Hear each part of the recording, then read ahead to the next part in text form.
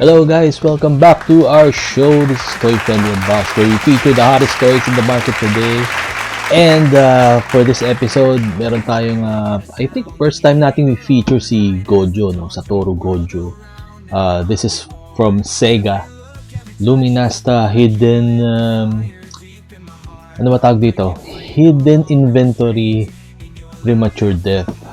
Satoru Gojo for our fans of Jujutsu Kaisen. Ito yung ano nila, diba? Number 1 most popular character sa tingin ko sa Jujutsu Kaisen na series, and I'm sure marami kayo dyan naabangan to.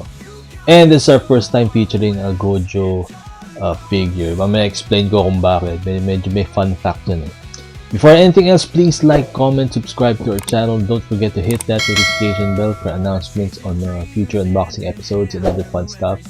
And also, please do visit our Facebook page, www.facebook.com/toyfriendly, and nasa Shopee rin tayo, so please do visit our Shopee page, shopee.ph/toyfriendly, and sa Lazada rin, punta kayo doon, search nyo na yung Toy Friendly Toy Store, and marami kayo makikita rin na mga toys, mga favorite toys na characters, and di ba, baka magkaroon kayo ng magandang deal doon. Lalo na ngayon, Christmas season, maraming sale, and marami tayong bargains available. So, without any further ado, here we go!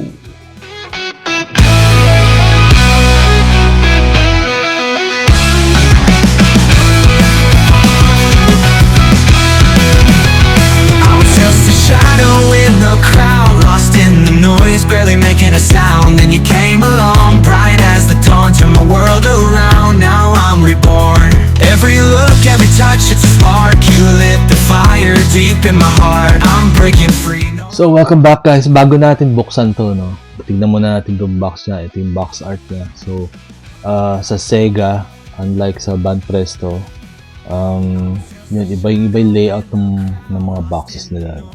Siyempre, pagandaan sila, eh, diba? Pero ito, makikita natin, nandiyan yung character, maganda yung layout niya.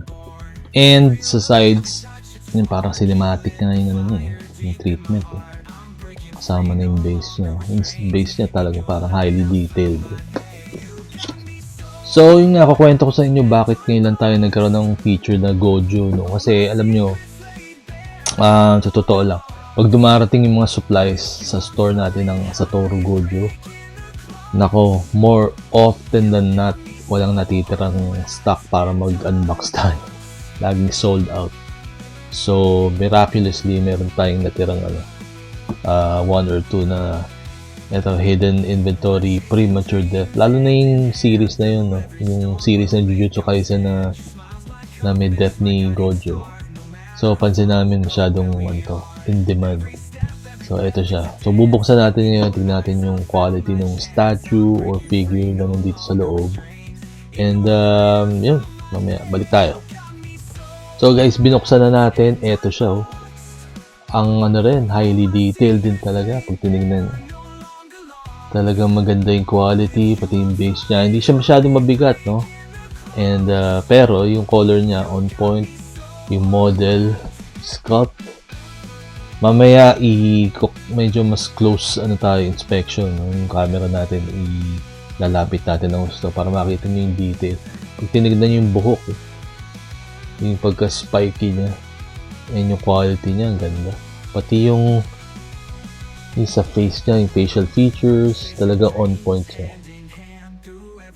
Also, yung yung mga folds, na may ma-appreciate nyo dito yun, sa detail ng character. Yung pagkakasculpt ng Sega dito, maganda. Also, yung base niya, kakaiba, oh. Diba? Highly detailed. Ang gandang display nito para dun sa collection niya for Jujutsu Kaisen characters. And marami na lumabas na Gojo. Meron pang Grandista tayo, pero unfortunately, sold out tayo. Tatry natin makakuha pa ng supply para ma-unbox in the future episodes. Pero, yun nga, sold out yung Grandista version ng Gojo.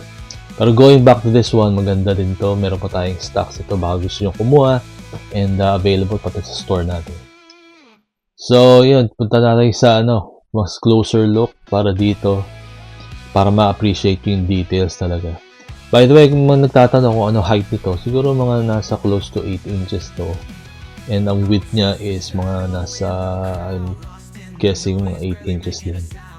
8 by 8. Pero kasi medyo naka-action po siya, kaya ano. So kung tumayo to ng straight, siguro mga nasa 12 inches na rin.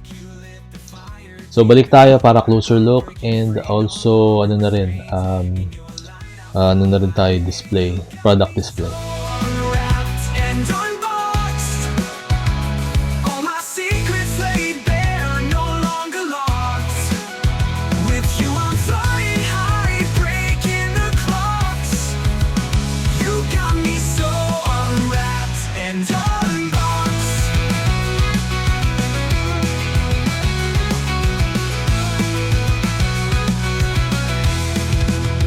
We're chasing dreams hand in hand, through every storm we'll make our stand. And there you have it, guys. That was our quick unboxing and review of the Satoru Goju Hidden Inventory Premature Death Luminasta figure from Sega.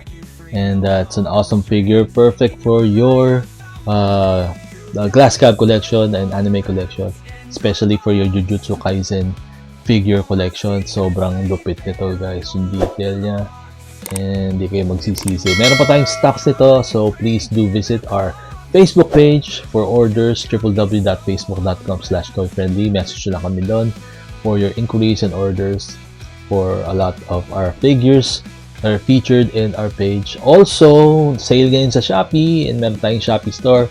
Punta kayo dun sa shopee.ph/toyfriendly, and also sa Lazada. Search nyo lang Toy Friendly Toy Store. Again, thank you so much, and I'll see you the next unboxing episode. Every storm will make us stand. Your smile's my compass, my guiding star. No matter how